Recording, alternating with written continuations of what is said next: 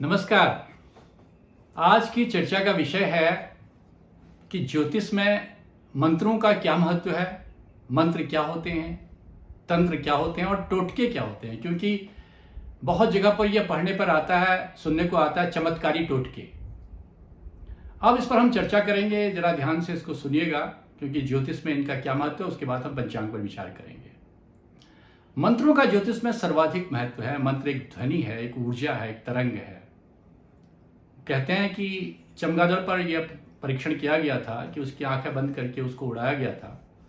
उसके बाद भी उसने अपनी शिकार को दूर जाके जंगल में पकड़ लिया। तो पता चला कि ध्वनि में होता है कि तरंगों में 20,000 हर्ट्ज से ज़्यादा अगर फ्रीक्वेंसी होती है तो उसको अल्ट्रासोनिक वेव्स कहते हैं, वो प्रोड्यूस करता है। और उसके साथ बताया कि चमगादड़ के सिर पर यहाँ पर रेटिकुलर फॉर्मेशन होती है, अगर उसके जरिए वो पता करता है। तो हमारी भी तो शिखा यही होती है। इस शिखा से भी हम कुछ चीज ले सकते हैं। मंत्रों में ज्ञान बहुत गहरा है जो हमारे वेदों में हमारे ऋषियों के पास था, और जिस तरह से वो पहुंच रहा है इस पीढ़ी पर, इससे पहली पीढ़ी पर, उस पर जो चर्चा शोध हो रही है, वो अपने अपने ढंग से बात कर रहे थे। अभी मैंने कुछ समय पहले, कोई अमेरिका के डॉक्टर कोनार्ड है, उनके बारे में उन्होंने लिखा था, वेदाज आर नॉट अपरुषे, वेदों अपरुषेय नहीं है, किसी ने लिखा है। बहुत तर्क दिए। स्टार्ट क्या उन्हें आई से स्टार्ट, अग्नि बोलता आई, अहम। मित्रों, अंग्रेजों, हमारे वेदों को अपने ढंग से परिभाषित करने की कोशिश ना करें। उसकी गहराई में, जितनी गहराई में जाओगे उससे और गहरा मिलेगा, समंदर से और गहरा मिलेगा। क्योंकि जो आज आपकी वैज्ञानिक सत्यता सामने आ रही है वो हमारे ऋषियों ने, हमारे पूर्वजों ने बहुत पहले खोज ली थी। देखो कहां पर छुपा है उसका सार, उसका अर्थ क्या है। आपके आइंस्टीन, आपके ज्ञान सब अब माने जा रहे हैं कि जो E=mc² की आप बात करते हैं कि मैटर एंड एनर्जी जो है वो एक ही हैं या इंटर कन्वर्टेबल हैं, वो तो बहुत पहले कहा जा चुका था। चलिए हम चर्चा कर रहे हैं मंत्रों के बारे में।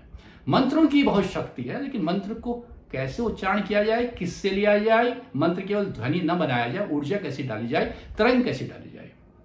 पहले कहा जाता है कि मंत्र गुरु से लेना चाहिए, दूसरा मंत्र सिद्धि होनी चाहिए, और तीसरा उसके वाचन के लिए आप वाचन करें या उपांशु करें या मौन करें, मानस करें। वाचन जैसे मैं बोल रहा हूं, मंत्र बोल रहा हूं, उपांश केवल होंठ हिल रहे हैं, और मानस जप करें। उसका महत्व बहुत ज्यादा बताया गया है हमारे शास्त्रों में। बहुत विषय बहुत लंबा है, अब चर्चा कर रहे हैं यंत्र पर। यंत्र कुछ चित्रों का, कुछ बिंदुओं का, कुछ ऐसी ज्यामितीय संरचना होती है जिसमें मंत्र लिखे जाते हैं, उनको यंत्र कहते हैं। जैसे हमारे दुर्गा सप्तशती में पढ़ते हैं ह्रीं, क्लीं, ऐं, ये सब यंत्र हैं दुर्गा के। ऐं माता सरस्वती के लिए कहा जाता है, श्रीं माता लक्ष्मी के लिए कहा जाता है, क्लीं माता दुर्गा के लिए कहा जाता है। ये सब यंत्र हैं, और उसके द्वारा बहुत सारे यंत्र बनाए गए। आकर्षण यंत्र बनाया गया, वास्तु यंत्र बनाया गया, सूर्य यंत्र, चंद्र यंत्र, मंगल यंत्र, बुध यंत्र, बृहस्पति यंत्र, शुक्र यंत्र, शनि यंत्र, राहु यंत्र, केतु यंत्र, वास्तु दोष निवारक यंत्र, बहुत सारे यंत्र बनाए गए। उनको सिद्ध करके उस पर भी लोगों की आस्था है। तीसरा आता है टोटके। ये एक ऐसा संसार है जिसमें हम भटक सकते हैं। टोटकों में अगर वह लाल किताब के टोटके हैं या इस तरह के टोटके हैं जिस पर कि पहले हमारे ऋषियों ने, हमारे ज्ञानियों ने उस पर कोई शोध की है, उसको देखा है, उसको परखा है, तो टोटके करने में कोई हर्ज नहीं है। लेकिन टोटके जान भी ले सकते हैं। कुछ ऐसे टोटके करते हैं, उसी के चक्कर में पाखंड बन रहा है। तो टोटकों से सावधान रहना है। वही टोटके जो कि किसी ग्रंथ में लिखे हुए हैं, माने गए हैं, ज्योतिषियों ने जिनको अपनी सहमति दी है, वही करने चाहिए। और उस तरह के टोटके बहुत हैं, लाखों हैं, हजारों हैं। लेकिन आपको कौन सा सूट करता है, कौन सा सरल है, कौन आपकी दैनिक, जो आपकी दिनचर्या को प्रभावित नहीं करता, जो बहुत ज्यादा अवैज्ञानिक नहीं है, आपके शरीर के लिए बहुत ज्यादा हानिकारक नहीं है, उन टोटकों को नहीं करना चाहिए। आपको इन तीनों के समन्वय से। और चौथा है रत्न। रत्न के बारे में मैंने पंचांग में बहुत अच्छा लेख एक दिया था, बहुत बड़ा लेख दिया था, जिसके मेरे पास फीडबैक भी आ रहे हैं। तो इन चारों चीजों का समन्वय मंत्र, यंत्र, टोटके और रत्न, और उसके साथ औषध स्नान। औषध स्नान भी एक टोटके में ही आता है कि किस चीज से नहाना है। टोटका है आपने क्या बहाना है, जल में क्या बहाना है, तांबे का चौकोर टुकड़ा आपने जमीन पे गाड़ना है, कि आपने कीकर के वृक्ष पर दूध चढ़ाना है। बहुत सारी चीजें हैं, अनंत हैं। और कभी कभी तो कपोलकल्पित भी होते हैं। किसी के दिमाग में कोई टोटका आ गया, उसी को वो सिद्ध कर लेता है और यूरेका यूरेका चिल्लाता रहता है। सावधानी से रहने की आवश्यकता है कि टोटका कभी नहीं बता सकता है कि अगला व्यक्ति ज्ञानी है या फ्रॉड है। एक बात और कहूंगा कि बहुत चर्चा हो रही है, कोई एक यूट्यूबर है, मैं नाम तो नहीं कहना चाहता, कोई ध्रुव वगैरह कोई नाम है, जिन्होंने ये बोला है कि एस्ट्रोलॉजी फ्रॉड, कंप्लीट फ्रॉड। मेरे दोस्त, तुम जिनकी चर्चा कर रहे हो, किस बात पर कर रहे हो? तुम ये बात कर रहे हो कि वर्ल्ड कप के बारे में भविष्यवाणी गलत हुई, तो इस बात पर चर्चा कर रहे हैं कि कौन जीतेगा, इसके बाद में भविष्यवाणी गलत हुई। तुम्हारे पास नेगेटिव एग्जाम्पल बहुत ज्यादा है। किसको जमा किया आपने वहां पर? वो जमावड़ा आपने ज्योतिषों का जो जमा किया वहां पर, जिनसे आप पूछ रहे हो क्या उन्होंने चर्चा की, क्या ये विषय है ज्योतिष का? ये ज्योतिष का बिल्कुल विषय नहीं है। आप किसको आधार मान रहे हो? किस चीज की कुंडली बना रहे हो? ये कपोल कल्पना, आप उनसे जबरदस्ती आपने उनसे कुछ ऐसे प्रश्न किए जिनमें अति उत्साह से उन ज्योतिषों ने अपनी जगहसाई की। ये ज्योतिष का विषय नहीं है, इसलिए आप ज्योतिष पर इस तरह की चर्चा मत करिए कि फ्रॉड है। आप अपने YouTube को बनाने के लिए आपसे निवेदन है, इस तरह की बातें न मत करें। तर्क आपके पास बहुत होंगे, समय की कसौटी पर सारी परतें प्याज की छील की तरह उतरती जा रही है। चलिए, चर्चा हम करते रहेंगे। पंचांग आज का सुनिए, आज का दिन अच्छा बनाइए। रविवार है, रविवार का आनंद लीजिए, हमारी वीडियो सुनिए और उसमें अगर आपको लगता है कहीं संदेह है, कोई चर्चा करनी है, तर्क करनी है, तो उसके लिए हम आपका स्वागत करते हैं। हमारे चैनल सब्सक्राइब करिए, लाइक करिए, खूब चर्चा करिए, कमेंट करिए। आज का पंचांग श्री संवत 2081, श्री साके 1946, श्रावण कृष्ण पक्ष, दक्षिणायन, उत्तर गोल, वर्षा ऋतु, सौर मास श्रावण की 13 गते, तदनुसार 28 जुलाई 2024 का शुभ दिन है। आज अष्टमी तिथि है जो सायंकाल 7:28 तक लगेगी, उसके बाद नवमी लग जाएगी। आनंदादि योग में आज आनंद योग है, बहुत उत्तम दिन है।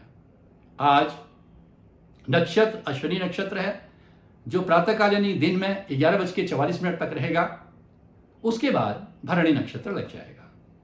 योग आज शूल योग है।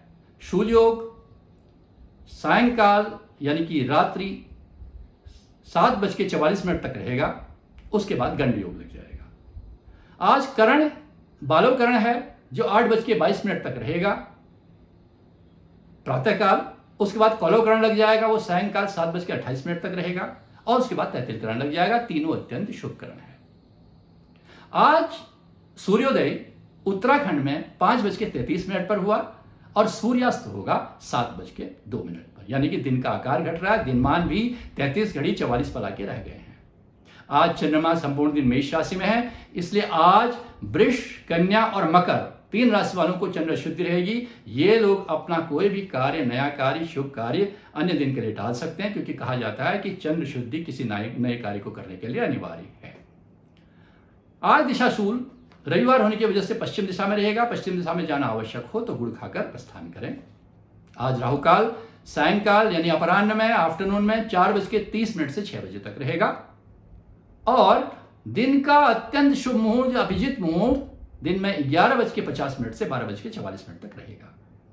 यह आज का पंचांग है। साथ ही साथ ये बता दें कि अभी 31 तारीख को एकादशी होगी, 1 तारीख अगस्त को प्रदोष है और 4 तारीख अगस्त को अमावस्या होगी। अपने पितरों के लिए जो भी कर्म करना है, खिचड़ी का दान करना है, अपनी शुचिता रखनी है, उनका स्मरण करना है, तो 4 तारीख को अमावस्या आ रही है अगस्त को।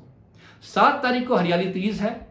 सुहागिनें हरी हरी चूड़ियाँ, हरी साड़ियाँ जो अपने मायके से आ रही हैं उसको पहन के भगवान शिव पार्वती की आराधना करें, जप करें। उसका मुहूर्त प्रातःकाल 7:09 तक रहेगा। दिन में अभिजीत मुहूर्त बुधवार होने से नहीं रहेगा, इसलिए कुछ लोगों ने बताया कि 12 बजे से 12:30 बजे तक पूजा करें, उस समय राहुकाल होगा, अभिजीत मुहूर्त भी नहीं होगा, इसलिए सायंकाल आप फिर उसके बाद 4:30 से 6 बजे तक का समय ले सकते हैं। और उसके बाद जिसकी हम चर्चा ज्योतिष में करते हैं, ज्योतिष का महापर्व नाग पंचमी 9 तारीख अगस्त को है। इसके लिए उत्साहित हों, क्योंकि एक ऐसा दिन है जिस दिन कोई भी राहु जनित दोष, शनि जनित दोष, राहु और केतु के महादशा में हो रही परेशानियां और जैसा भी इस समय राहु का उत्तरा भाद्रपदा नक्षत्र में संचरण हो रहा है, इन सब के दोष दूर करने के लिए भगवान शिव के नाग से प्रार्थना करें, अष्ट नाग से, वासुकी नाग से प्रार्थना करें। जो भी उसके उपाय हैं, जप हैं, शास्त्रों जप हैं, करें और उसके लिए हमसे आप चर्चा कर सकते हैं। आपका दिन शुभ हो, चर्चा अनंत है, हम करते रहेंगे और इसी तरह हमसे जुड़ते रहिए, सुनते रहिए, सुनिए अवश्य, चर्चा करिए, प्रश्न करिए, हम उत्तर देने के लिए आपके समर्पित हैं।